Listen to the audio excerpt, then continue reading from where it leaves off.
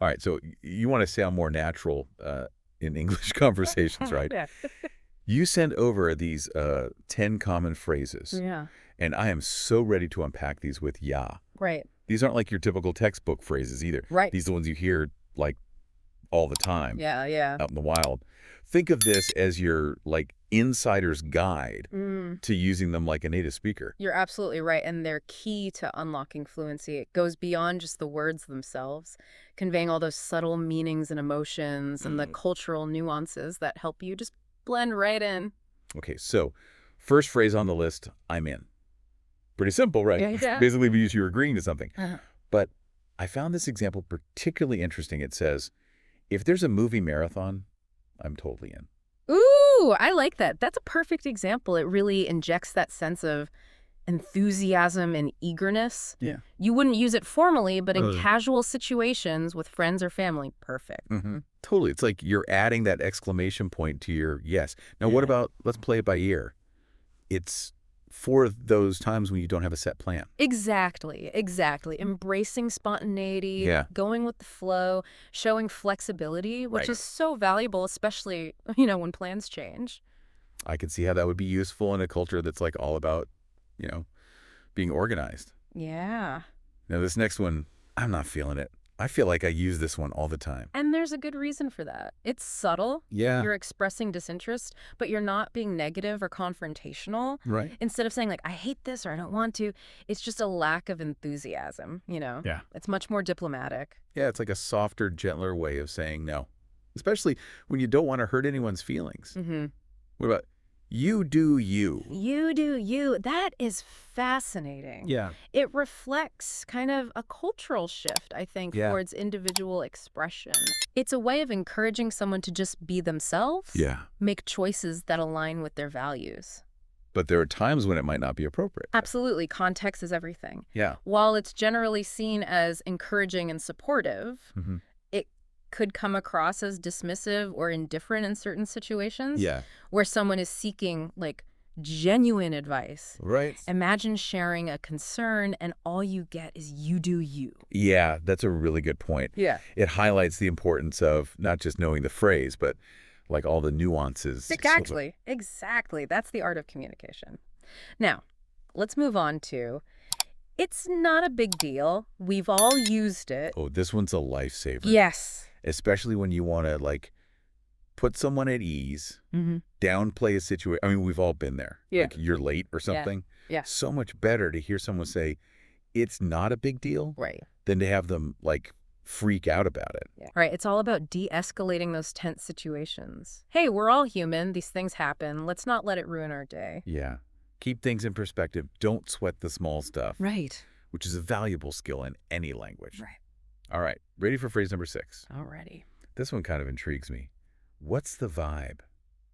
I feel like it's asking about more than just how you feeling. Yeah. It's like you're trying to get at something deeper, right? You're right. You're trying to understand that overall atmosphere, that energy of a situation. Mm-hmm. Like the example, asking about the vibe at a party. Right. You're trying to get a sense of the social temperature. Yeah. Are people relaxed and chatty, or is it, a dance party? I see it as a way of gathering information to like prepare yourself Yes. for what to expect. Exactly. Shows a level of social awareness too. It does. It demonstrates that desire to fit in, Yeah. to be in tune with your surroundings. We communicate so much more than just words. Okay, on to phrase number 7. This one always makes me laugh. I can't even. That's a good one. Yeah. It's definitely one of the more expressive on the list. Yeah. And it's a great example of how language evolves Mm-hmm. to capture these complex emotions, but concisely Yeah. and in relatable ways. So overwhelmed, you just can't even. Right. This is too much. My brain can't process it. Like seeing a ridiculously cute puppy, you just blurt out, I can't even. It's perfect. It captures that speechless, overwhelmed feeling. Yeah, it's like you're inviting them to share in that moment of like overwhelmed joy. Yes. Okay, how about I'm all in? This one seems similar to I'm in, Yeah. but with an added layer of like intensity. You got it. Yeah. It conveys a sense of complete commitment, Yeah. enthusiasm, like, I am 100% on board. Let's do this. Like the road trip example is perfect. Mhm. You know, it's not just about passively going along. It's like Yeah. you're in. You're actively involved. You're planning. You're contributing ideas. Exactly. Exactly. Yeah. It signals that you're a reliable and enthusiastic participant, which can be very valuable, in your personal life, your professional life. Yeah. Let's shift gears a little bit to a phrase that helps us politely express disinterest. It's not my thing. This one's so useful when you want to decline something without Yeah. offending anyone. Yes. Like the camping example, right? Yeah. It's acknowledging that others might enjoy it, but it's Yeah. just not for you. It's a way of staying true to your own preferences, Yeah. but keeping that social harmony. It allows you to say no without directly criticizing the activity or the Right. person. Which is crucial. Yeah. It's all about relationships. So much thought goes into just choosing the right phrase. Okay, ready for our final phrase. Hit me. This one's a classic, hit me up. I feel like this is universally understood, Yeah. even by non-native speakers. Yeah. Hit me up has become a staple of casual English. Yeah. Especially among, younger generation. Yeah. It's just a relaxed and informal way of saying, contact me. Implies that friendly, comfortable relationship. Like that example about hitting someone up for dinner after work is perfect. Yeah. It's casual, it's inviting. Exactly. And it's a great example of how slang and informal expressions just become integrated into our everyday language. Yeah. So we've covered a lot here. From expressing enthusiasm to politely declining. Right. To navigating social situations. Yes. I'm already feeling a little bit more confident. What about you? I think what's so fascinating to me is how these phrases act as social lubricants. Yeah. Helping us navigate all those complexities of human interaction. It's not a big deal, for instance. It's just a prime example of how language can be used to, smooth over those awkward situations. Yeah, that's such a great point. Yeah. It's like we're using these phrases to build bridges, Yes, right? create a more positive, yeah. understanding communication environment. But even with the best intentions, phrases can be misinterpreted. Oh, for sure. Right. Context is everything. Yeah. You do you. Right. While it can be very positive and encouraging, it can also be perceived as dismissive or indifferent, Right. depending on the situation.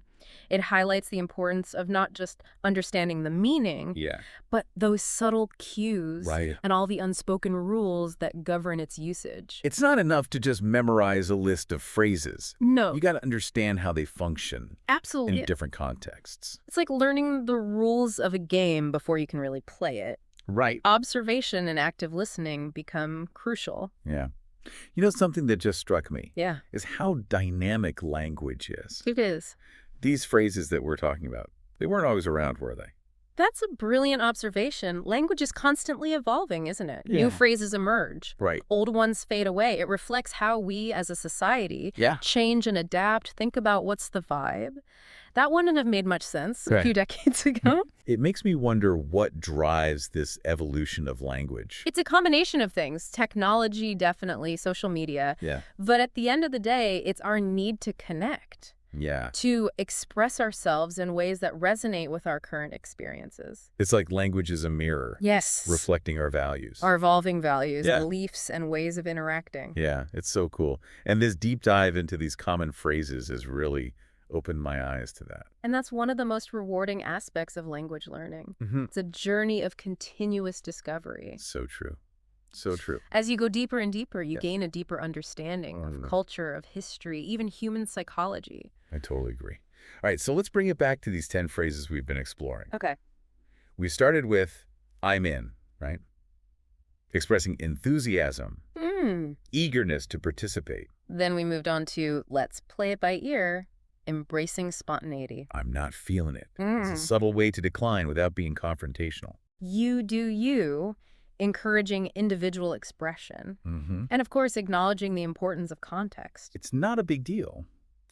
That emerged as a really valuable tool Yes. for de-escalating those tense situations, Mm. maintaining harmony. What's the vibe? Help us figure out that social temperature. I can't even capture those moments of just overwhelming emotion. I'm all in signified complete commitment and enthusiasm. It's not my thing.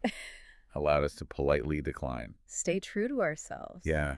And finally, hit me up that provided that casual, friendly way Yeah. to encourage future connection. It's amazing when you list them all out like that. It is. How much we've covered. We've gone from those basic definitions to those subtle nuances, Yeah, the cultural implications. cultural implications, even the evolutionary forces. Yeah, I don't know about you, but I'm feeling pretty energized by all this. as you should be. We've essentially been on a linguistic adventure. Yeah. We've been exploring the power of phrases to enhance communication, build relationships, Yeah. navigate all those complexities of human interaction. The real magic happens Yeah.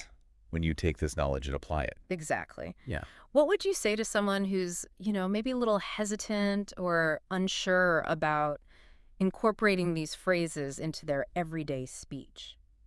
I'd say embrace the challenge. Yeah. Don't be afraid to experiment. Make mistakes. Yeah, make mistakes. That's how we learn and grow. Exactly. Start small, pick one or two, Yeah. and try them out. In casual conversations. Casual conversation. All great friends. Yeah.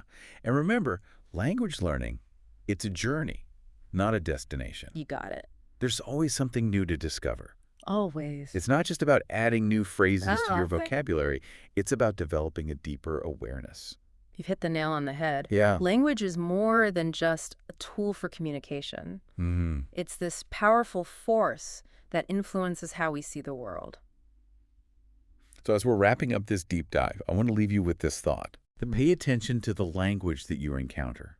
Not just the words, but those subtle messages that they convey. Listen to how people use phrases Yeah. to express emotions, to build rapport, and to navigate those social situations. And don't be afraid to ask questions. Please don't. If you hear a phrase you don't understand, Yeah. you're not sure how to use it, Yeah. ask for clarification. Yeah. Language learning is a collaborative process. That's true. The more you engage with others, the more you discover. It's like we're all in this together. Now, I'm curious, Yeah. what are some of the phrases you've come across Oh. in your own language learning That's a great question. that have made you go, huh? Well, there's this one phrase that comes to mind, and it's limui.